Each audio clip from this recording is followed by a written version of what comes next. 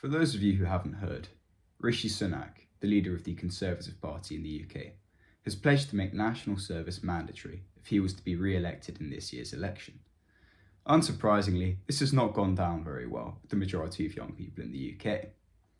This would take shape either through a full year in the military or volunteering in the community for a weekend a month. That amounts to about 25 days a year, I think.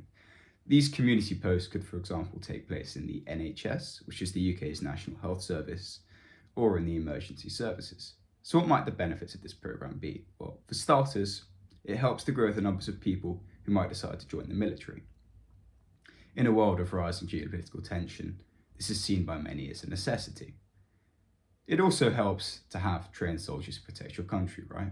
And have more of them. It also helps to plug the gaps in overstrained public services through the community service programme.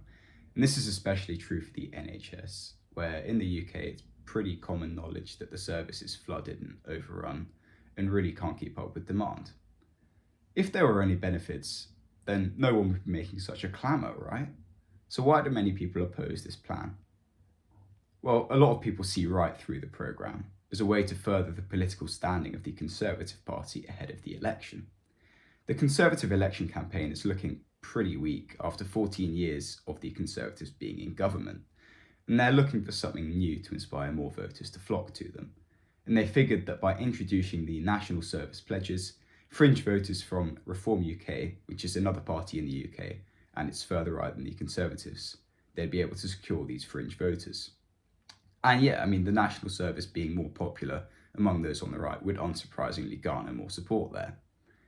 But the whole thing is pretty blatantly disregarding the wishes of young people. And it almost seems like the Conservatives are trading the young people for votes from older people. And, it is a big commitment for young people in the proposed plan. For starters, a full year of life in the military when you turn 18. That's a large amount of time. And it's a large amount of time at a pretty crucial time in your life.